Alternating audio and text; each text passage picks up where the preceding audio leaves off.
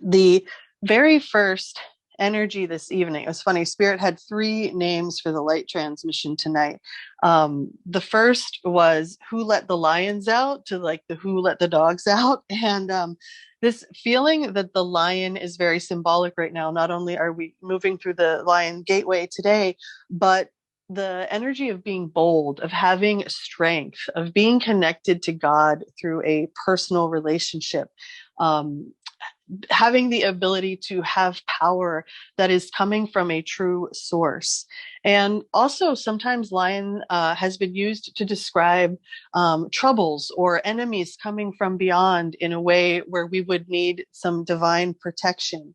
And so, this feeling from Spirit that the lions are out right now to devour anything that is not harnessed to soul, anything that is not cleaving to the Holy Spirit, that is cleaving to love and wisdom.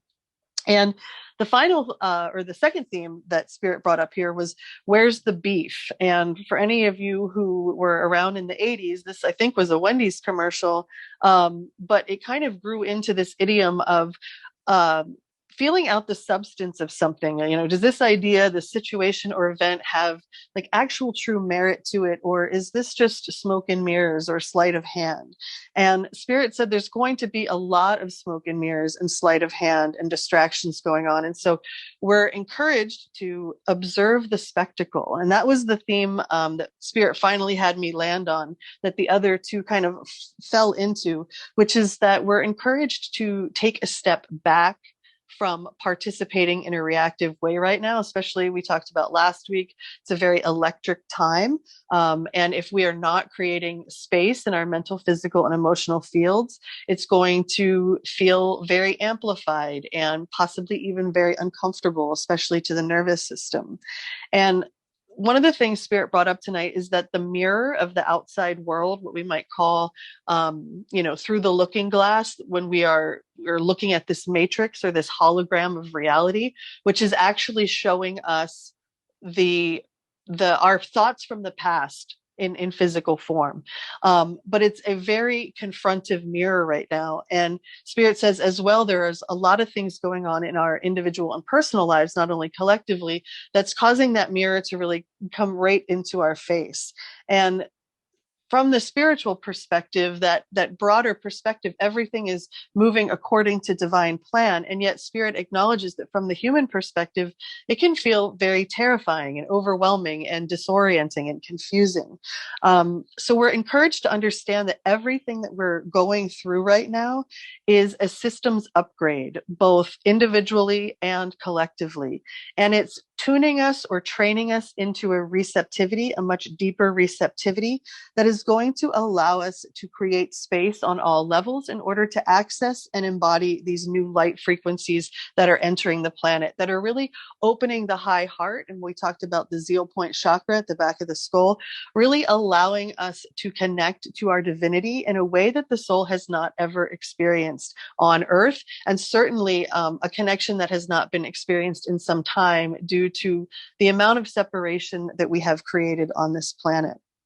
So as we move through this infinity portal, where the lions are coming forth to devour that which is not in alignment with soul, we are encouraged, once again, Spirit says, to observe the spectacle, to take a step back, to kind of go behind what some call the short wall, where, it's not that we are detached from reality, where we are, saying I'm above that or I'm removed from that. We're witnessing it, and we're allowing it to move through us, through God consciousness, through the lens of the Creator, so that not only can we understand it through the discernment of the Holy Spirit, but we have the ability to act in accordance from a, once again, responsive rather than a reactive place. And some of the supporting energies that Spirit is going to bring forward tonight to help us observe this spectacle rather than, become part of it, is engaging our higher reason, engaging our divine mind.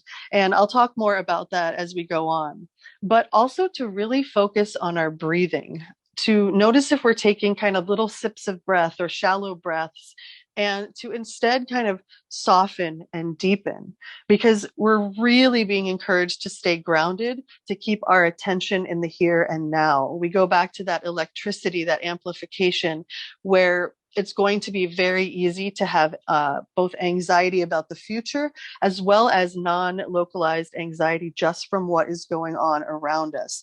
So keeping our grounded attention in the here and now is going to allow us to kind of easily navigate this storm that Spirit talked about last week, and allow us to really stay attuned during it so that we can be in the eye of it and actually have an enjoyable time and thrive despite, the fact that our boat is intended to be tossed around right now from the powers that were.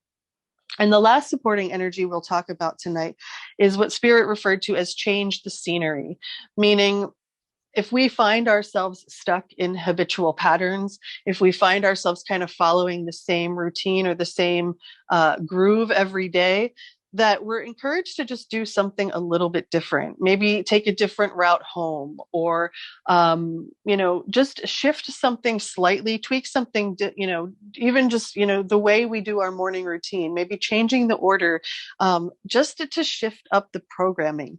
Because we talked last week that there's a lot of narratives being offered right now. And this is really, the time of the dark magician versus the person who is able to connect with their I am presence through God and to be a true Merlin on this planet, to shift these inverted timelines back to their original organic blueprints.